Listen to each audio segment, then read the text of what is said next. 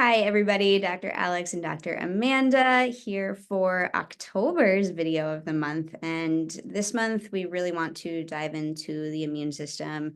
During this time, our days are starting to get shorter. The nights are longer, right? We're not seeing as much sunshine. And so we start to enter what people call like cold and flu season.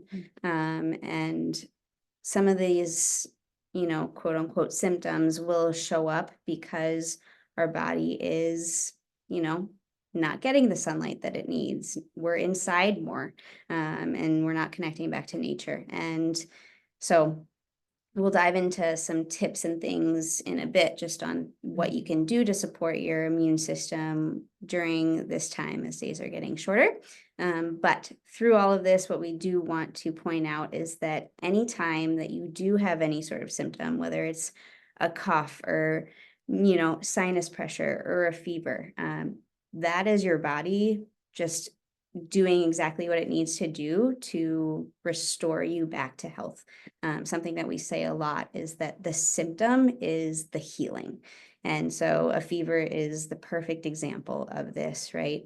Your body raises temperature to really kill off whatever virus or bacteria or any other pathogen that you're trying to fight, right? And so whenever the fever goes high, we don't necessarily want to lower it because the body's doing exactly what it needs to do, right? That's just the intelligent response to get your body back to healing.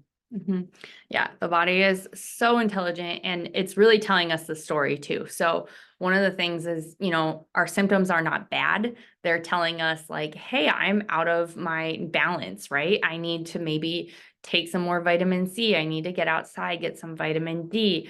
In my house, we take a lot of Epsom salt baths, especially to just calm the system down a little bit.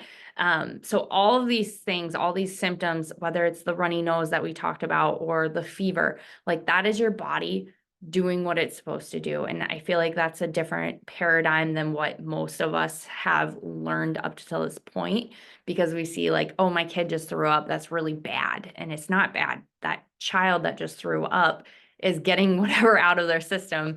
And it might not feel good in the moment, but that's the body's intelligent response to get rid of whatever pathogen made its way in. So when our kids are sick, what can we do? Well, the first thing would be that we can speak life into, hey, you're going to feel better. We are feeling better, and not focus on, oh, you're so sick, but more, let's talk life into feeling better. Right. Because when we say like, oh, you're so sick, and we just keep repeating that they're sick and they're not feeling good, they're probably going to stay in that longer. Yeah. Yeah. Similar to that when they're sneezing, right? Wow. Isn't your body so smart that it is getting out whatever it needs to, right? Yes, of course, cover that up in your elbow. But just talk life into your kid and just tell them again how smart their body is because it's true. Our bodies are incredible at what they do. And Yeah. mm, And as we move into maybe a time, October, like, okay, we're going to start maybe having some sugar here in Halloween. And then we move into November and then the holidays where the sugar just keeps coming. That's something to just be mindful of like, yeah, if I'm eating more sugar, that suppresses my immune system and therefore my body can't work as well. So how can we keep our bodies optimal during this time is like eat mindfully, get outside, exercise, keep getting adjusted. That's great for your immune system because it's connecting your entire body. And then, also just the like mindfulness of what are we telling our kids? The words that you say to your kid is so important in this time. So yeah, absolutely. awesome. Stay healthy, everyone. We'll see you next month.